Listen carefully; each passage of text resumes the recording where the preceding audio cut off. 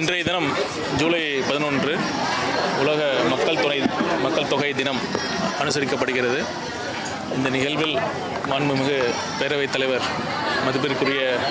அன்பிற்குரிய அண்ணன் திரு ஜெயஸ்ரீ பிரபாகர் அவர்கள் தலைமையில் இந்த நிகழ்ச்சி இனிதே வந்துட்டுருக்கு.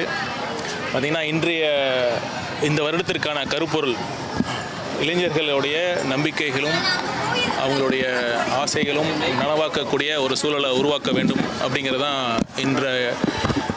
இந்த வருடத்திற்கான உலக மக்கள் தொகை தினத்திற்கான ஒரு கருப்பொருள் தீம்.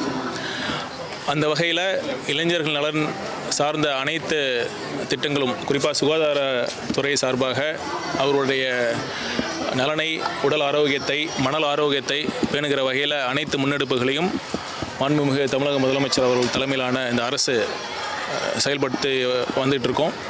இப்போ பார்த்திங்கன்னா ஒரு ஆரோக்கியமான சமுதாயம்னா ஃபஸ்ட்டு சரியான வயதில் திருமணம் செய்யணும்.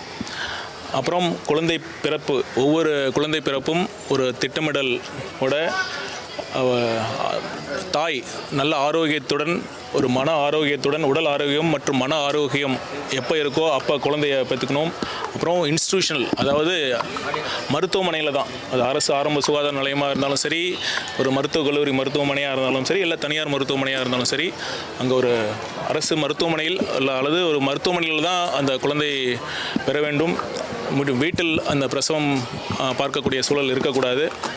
அப்புறம் அடுத்த ஒரு குழந்தையிலிருந்து அடுத்த குழந்தைக்கான இடைவெளி போதிய அளவு, என்ன சொல்கிறாங்கன்னா, ஒரு 2 அல்லது 3 ஆண்டுகளுக்கு குறைந்தபட்சம் மினிமம் ஒரு 2 to 3 years அந்த கேப் இருக்கணும். அப்போ தான் அந்த தாய் அந்த உடல் ஆரோக்கியம், மனல் ஆரோக்கியம் இருக்க முடியும். அதை வலியுறுத்தி நம்ம இன்றைய தினம் ஒரு மக்கள் தொகை தினம் நம்ம செலிப்ரேட் பண்ணிகிட்ருக்குறோம். நம்ம துறை சார்ந்த அனைத்து மருத்துவர்கள், செவிலியர் அனைவருக்கும் இந்த செய்தியை நம்ம சொல்லி, மேலும் எந்த அளவிற்கு நம்ம தாய் சேய் நல சேவைகளை மேம்படுத்த முடியும் அப்படிங்கிறத நோக்கி இப்போ பேசிகிட்டு இருக்கோம்.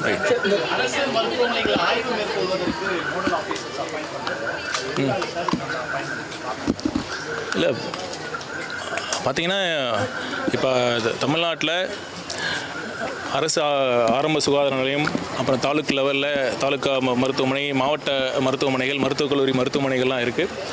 அங்கே நம்ம சேவை செஞ்சுக்கிட்டு இருக்கோம். இன்னும் பொதுமக்களுக்காக நம்ம மேம்படுத்த வேண்டிய அவசியம் இருக்குது. அப்போ தூய்மையாக இருந்தாலும் சரி, அங்கே இருக்கிற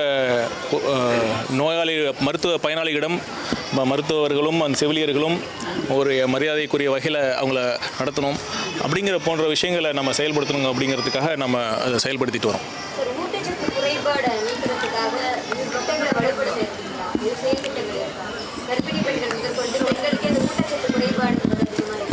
இப்போ பார்த்திங்கன்னா அங்கன்வாடி மையங்கள்லாம் இருக்குது. அதற்கு கருவுற்ற பெண்கள் மட்டும் இல்லை, அந்த குழந்தைகளும் அவங்களுக்கு தேவையான ஊட்டச்சத்து நம்ம கொடுத்துட்ருக்கோம்.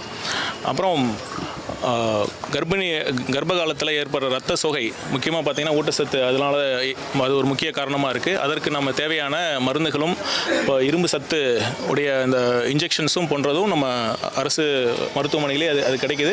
அதற்கான அனைத்து வசதிகளும் நம்ம செஞ்சுட்டு தான் இருக்கோம்.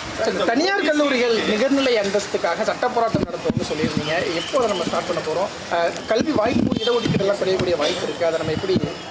இல்லை, நம்மளுடைய ஏஜி அவருடைய நம்ம ஒப்பீனியன் பேஸ் பண்ணி, அவங்களோட லீகல் ஒப்பீனியன் வாங்கியிருக்கோம். அவங்க பேஸ் பண்ணி விரைவில் அதுக்கான ஒரு சீராய்வு மனு நம்ம ஃபைல் பண்ணுறதா இருக்கும். அது நான் பண்ணுறப்ப நான் கண்டிப்பாக நம்ம அஃபிஷியலாக நான் அனௌன்ஸ் பண்ணுறோம்.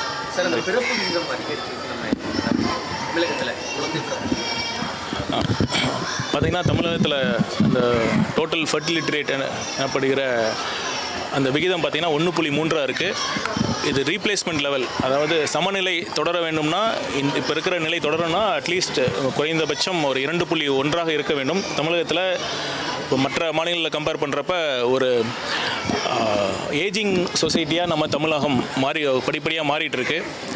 தற்பொழுது 100ல் 14 பேர் 60 வயதுக்கு மேற்பட்டவர்களாக இருக்கிறோம். அது அடுத்த 10 ஆண்டுகள் அது 5ல் ஒருவர் 60 வயதிற்கு மேலே இருக்கக்கூடிய ஒரு சூழல் உருவாகுது.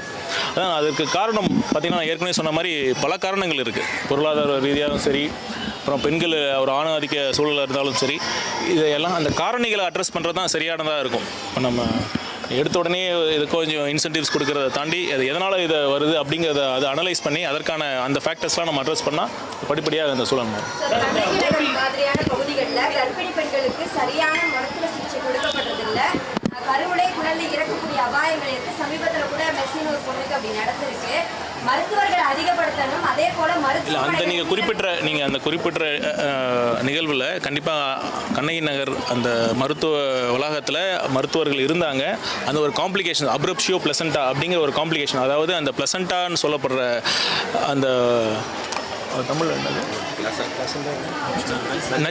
நச்சுக்கொடி அப்படிங்கிறது இந்த கர்ப்பப்பையிலேயே ஒட்டிக்கிட்டு இருந்தது. அது பேர் சொல்லுவோம் அப்ரப்ஷியோ பிளசண்டா அப்படிங்கிற ஒரு காம்ப்ளிகேஷன்ஸ்னால தான் அந்த இறப்பு நடந்ததே ஒழிய அங்கே மருத்துவர்கள் இல்லாமல் அட்டன் பண்ணாதனால அது எடுக்கல. அது மட்டும் இல்லை சார், கடந்த காலங்கள்லையுமே இந்த மாதிரி பிரச்சனையை அந்த மக்கள் தொடர்ந்து சந்திச்சுட்டு வராங்க. இன்னொன்று கோஷா ஹாஸ்பிட்டல் அனுப்புறாங்க, இங்கேருந்து பார்க்க முடியலன்னு அனுப்புறாங்க கடைசி நேரத்தில். அந்த இடத்துல தான் இந்த காம்ப்ளிகேஷன் வருதுன்னு அந்த மக்களே வந்து சொல்கிறாங்க. இதுக்கு ஏதாவது நடவடிக்கை எடுத்து இல்லை வருங்காலங்களில் இந்த மாதிரி இருக்காது. ப்ளஸ் அந்த மாதிரி அந்த பகுதி மக்களுக்காக மருத்துவ சேவைகள் குறிப்பாக அந்த மகப்பேறு சேவைகளுக்காக சோழிங்கநல்லூர் அரசு மருத்துவமனையை நாங்கள் மேம்படுத்த போகிறோம். அது விரைவில் அதை மேம்படுத்தி அதை இனாகிரேட் பண்ண போகிறோம் Sholinganallur. Thank you. How concerned we are? Which one? Primarily, our work of census has begun. So how concerned we are? Census. Yeah. So it is an exercise conducted by the Union government. So let's see how this process is taking place. And once this results come out, we'll see. We'll analyze the results.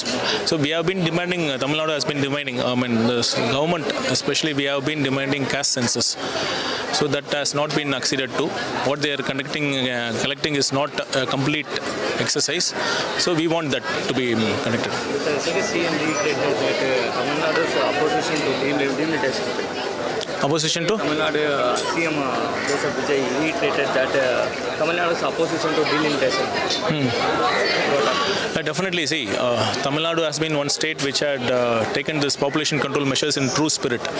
So that's why our fertility rate has fallen to below replacement level, well below replacement level. So when this is a scenario, a fresh delimitation where the representation of southern states, especially, including Tamil Nadu, if that is reduced, then definitely it's a grave injustice. And we feel that not only this government, everybody feel that this is a sort of punishment for taking this birth control measures. So we want justice, we want equity. India is a federal state where each state's rights has to be protected, and we hope that any delimitation exercise should not decrease the representation of southern states, including Tamil Nadu.